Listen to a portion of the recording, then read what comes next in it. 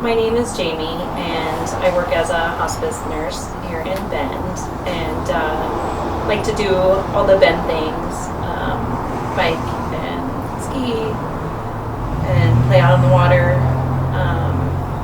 And our home, we call it the rec center.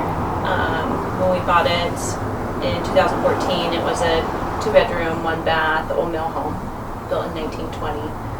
And it was a wreck.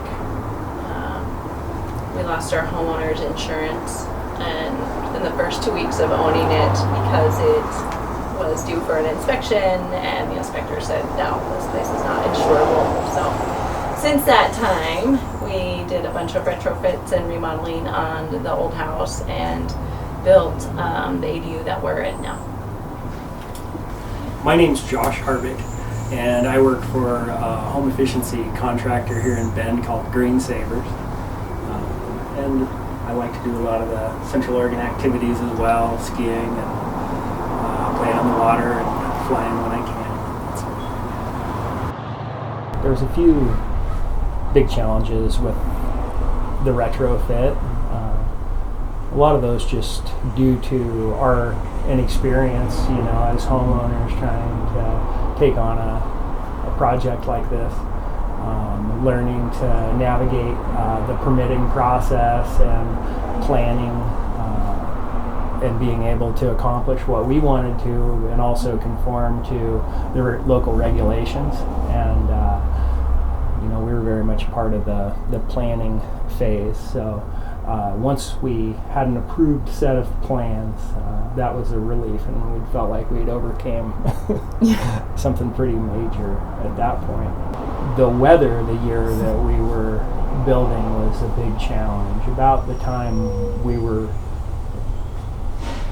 our concrete was setting up, it just started snowing, and it didn't quit. We had more than 2 feet of snow here, and it stuck around for a long time that year. So that definitely made it challenging, just continuing to frame and push through that winter. And we did. We ended up using a weed burner a fair amount to melt ice off of things to get to be able to keep framing. So that was one of the first things that we did, was we put an R38 under that house. So definitely put a really beefy level of insulation under it, and then took out those cadet heaters and put a modern ductless heat pump in that worked. We were really surprised how well that worked. And then in that old house, we also, when we finally did replace the roof, we added a layer of foam board insulation, and really beefed up the insulation in the ceiling of the old house, and in the areas where we could blow insulation, we did that, as well as a lot of air sealing over there, and then replaced that old leaky tank water heater with a high efficiency natural gas tankless water heater. So that was most of it on that house. My name's Robert Hammerly. I'm the principal and founder of GreenSavers. We got started about 13 years ago now here in Central Oregon, and GreenSavers is a home performance company.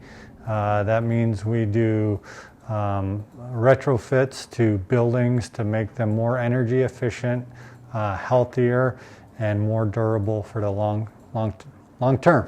Originally that old house didn't have much in it at all, and one of the reasons why we did a bunch of foam work there was we had a vaulted ceiling, and that meant that there wasn't a lot of room above that ceiling, so we used foam there.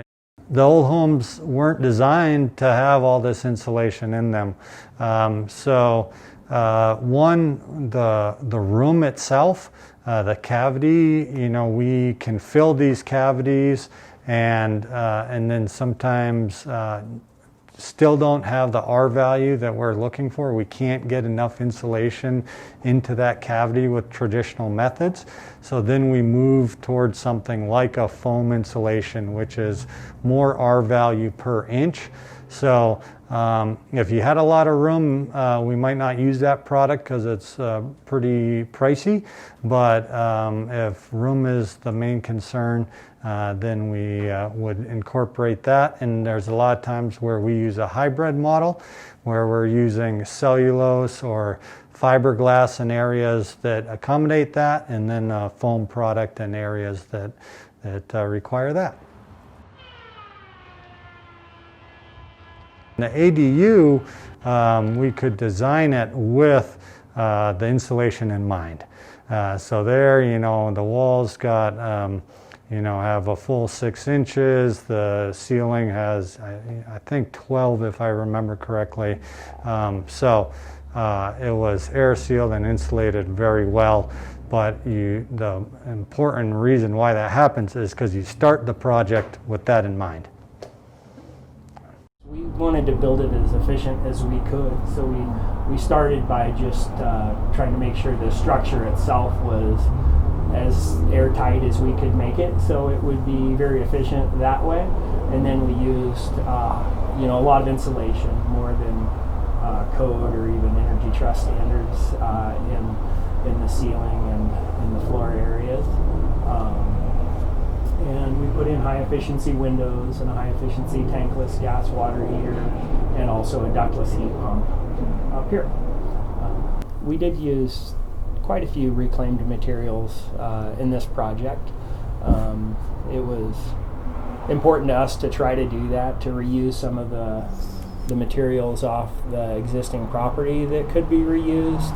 Yeah, most of the things that we used that were reclaimed that I can think of here is, some of the siding that was from the fence, and we made a door out of part of the old shed that was where we're at now. We also used a lot of tiles. We did a lot of scavenging for tiles.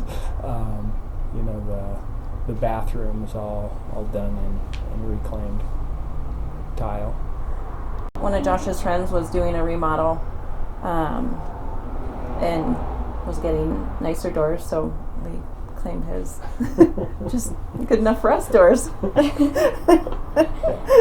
One of the great things about a small space is that we just needed smaller quantity of supplies, so that really helped with tiles. So entryway, laundry area, the bathrooms Josh spoke to, we could all do with just a kind of a hodgepodge of tiles. And then some of the other unique reclaimed stuff, or the windowsills and some trim, came from a cherry tree that my dad had milled off his property, and we left those with a live edge, and they look really great. And maple ladder to access the lofts was from his old cabinet shop.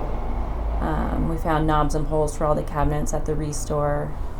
When we were building this, Josh had suggested that we live in the ADU, and I cried. I was like, I love my house. I don't want to move. And it's a pretty small space there, but as it came together, it just turned into such a beautiful space and so full of light that I just can't imagine living anywhere else, really. The main house is just under 900 square feet, so downsizing to 600 square feet plus this outside living space wasn't too big of a stretch for us. We felt good about moving into the ADU in a smaller space. Well, one, because we really liked the space up here, and there's a lot of light, and it works for us. It's enough room, and also feel good about, in general, just living in a space that's adequate and not having to heat a lot of extra room that we don't need. One aspect of our property that I would like to speak to is the community side of things. This is something that was really important to me when choosing a property and thinking about where I wanted to settle down. For most of my 20s and early 30s, I moved around a lot with my career. I had always wanted to be a travel nurse, and I was a little bit of a drifter type. In the places that I felt most at home when I was new in town and trying to get settled were those where there was a welcoming and accessible community. So with our build, we have the potential for 3 separate residences that could house probably comfortably up to 7 or 8 people. 3 or 4 could be in the main house, which is a 2-bedroom, 2-bath, but it's got a pretty big loft. 1 or 2 in the micro apartment, be cozy but doable, and 2 definitely in the ADU where Josh and I live right now. For the micro apartment, we're still waiting for the city of Bend to come around to the idea of our model. And we certainly hope that regulations will improve for homeowners, for us in the future and other people who might want to do this type of project. The great community aspects of the project include the potential for multi-generational housing. Josh's mom lived on site for a while, which was great, and we could see her maybe coming back in the future, or maybe my parents as they age. And prior to COVID, we would get together with their tenants in the backyard. We have a shared fire pit area. Josh has a camp shaft and would bring that down, and we'd make street tacos, and maybe the neighbors from across the alley would join us. And there's also some kind of accountability to one another that's cultivated here. If somebody is out of town, the other members, or whatever you want to call us, the compound, will check mail or water plants. So it's just really fun, and I think pretty special, and something that our society could use more of in a, increasingly isolated world that we live in, even before COVID. I think properties like this can be a real solution to some of that, in addition to just being a whole lot of fun, and also optimizing square footage and keeping places small and simple and livable.